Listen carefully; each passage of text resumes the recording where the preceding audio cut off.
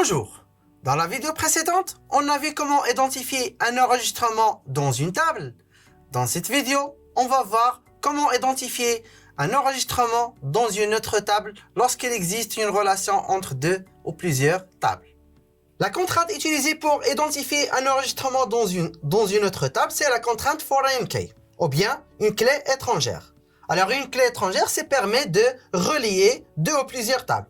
Par exemple, si on a les deux tables employé et congé, donc la relation est la suivante. Donc un employé peut demander 0 ou plusieurs congés.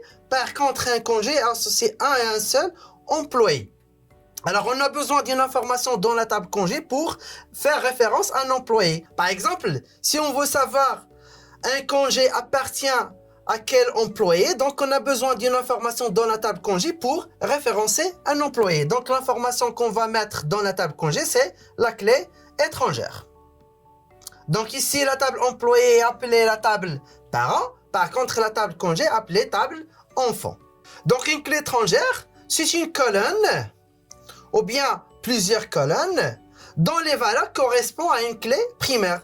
Donc ici, la valeur ou bien l'information qu'on va ajouter dans la table congé contient les valeurs de la clé primaire employée. Comme ça, on peut identifier à partir d'un congé, on peut identifier un employé. Donc la syntaxe est simple. Donc pour la création de la table employée, c'est simple. Donc on va utiliser seulement create table employé, déclarer les différentes colonnes, l'ID, le nom, l'âge et le salaire. Préciser que la clé primaire de cette table, c'est l'ID. Par contre, dans la table congé, donc on a besoin d'une information pour faire référence à un employé. Donc l'information qu'on va utiliser, c'est ID EMP. Donc ID EMP, c'est une information qui permet de référencer un employé. Alors il faut noter que cette information a le même type que la clé primaire de la table employé. Ici, on a l'ID, le type c'est integer. Aussi, ID EMP, c'est integer. Par contre, on peut avoir des noms différents. Ici, on a utilisé ID. Ici, on a utilisé ID EMP. Alors, pour dire que ID EMP, c'est une clé étrangère, ça veut dire les valeurs stockées dans ID EMP sont remplies à partir de la table employée. Donc, il faut déclarer cette colonne comme clé étrangère. Donc, la déclaration est simple. Foreign key, entre parenthèses ID EMP, ça veut dire que ID EMP, c'est une clé étrangère. Alors, les valeurs de EMP proviennent de la table employée, plus précisément de la colonne ID. Donc, pour dire que les valeurs de IDMP proviennent de la colonne ID de la table employée. Donc, foreign key, IDMP, espace references, employé le nom de la table employée, entre parenthèses, la clé primaire de cette table. Alors, la contrainte foreign key a la capacité aussi de spécifier des actions. Donc, ces actions-là sont exécutées lorsque l'utilisateur a à mettre à jour ou bien à supprimer des données de la table parent. Donc, l'exemple, ou bien la syntaxe est simple. Foreign key references. Après references, on va spécifier les deux actions. Soit l'action on update, ça veut dire si l'utilisateur a à mettre à jour la valeur pour la classe ou bien pour la table parent. Donc, quelles sont les actions à utiliser lorsque l'utilisateur effectue cette modification? Et aussi, lorsque l'utilisateur a supprimé un enregistrement de la table parent, quelles sont les actions à exécuter lors de la suppression? Alors, les actions ou bien les actions utilisées dans le système de gestion base de données SQLite, ce sont no action. No action, ça veut dire si la classe ou bien si un enregistrement de la table parent est supprimé, mais qu'il y a des enregistrements dans la classe ou bien de la table enfant. Donc, no action, ça veut dire interdire la suppression ou bien l'update. Donc, il faut supprimer d'abord les enregistrements dans la table enfant, puis supprimer la table ou bien les enregistrements dans la table parent. Alors, l'autre action, c'est cascade.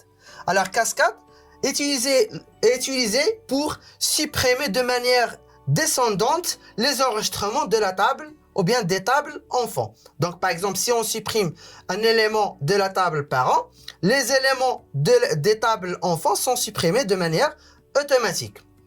L'autre action, c'est set nul. Dans ce cas-là, lorsque un enregistrement de la table parent est supprimé, dans la table enfant, cette valeur est remplacée par la valeur nulle. La dernière contrainte, c'est la contrainte set default. Alors cette contrainte, ça permet de réinitialiser les valeurs d'une colonne par la valeur par défaut lorsque l'enregistrement de la table parente est supprimé. Donc lorsque l'enregistrement est supprimé, la valeur est remplacée par la valeur par défaut utilisée lors de la déclaration. Alors prenons notre exemple de la table congé. Donc, on sait que la table congé est reliée avec la table employé. Donc, table employé, c'est la table parent et congé, c'est la table enfant. Alors, dans la table enfant, congé, donc on a IDMP, c'est une clé étrangère. Donc, la déclaration est simple, foreign key, entre parenthèses IDMP, references, la table employée, entre parenthèses ID. Ça veut dire que les valeurs stocké dans IDMP provient de la table employée, plus exactement de la colonne ID. Après, on a utilisé l'action onDelete set nul. Ça veut dire, si l'utilisateur a supprimé un employé, ces enregistrements associés dans la table congé sont réinitialisés avec la valeur nulle. Par exemple, si l'utilisateur a supprimé l'employé A, ici, par exemple, l'employé A, lorsque l'action est exécutée, la valeur A est remplacée par la valeur nulle. Donc, cet enregistrement n'est pas supprimé, par contre, elle est remplacée par la valeur nulle. Donc, on peut utiliser, par exemple, cascade. Alors, lorsqu'on utilise onDelete cascade, si l'utilisateur a supprimé l'employé A, ces enregistrements dans la table congé est détruit. Donc, par exemple, ici, cet enregistrement-là est supprimé. Si on a plusieurs, donc ces enregistrements-là sont supprimés aussi. On peut utiliser default, onDelete default. Alors, si on utilise onDelete default, donc il faut ici, dans la déclaration de congé, préciser la contrainte default. Il est obligatoire de spécifier la contrainte default dans la déclaration IDMP. Sinon, une erreur est générée.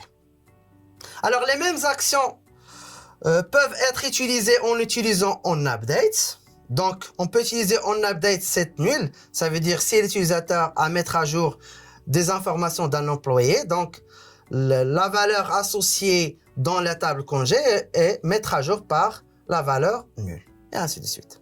La relation entre deux ou plusieurs tables est établie en créant des clés étrangères. Lors de la création de ces clés, je vous recommande d'utiliser les deux actions onDelete, onUpdate pour garder l'état stable de la base de données ainsi l'intégrité. Merci pour votre attention et à la prochaine.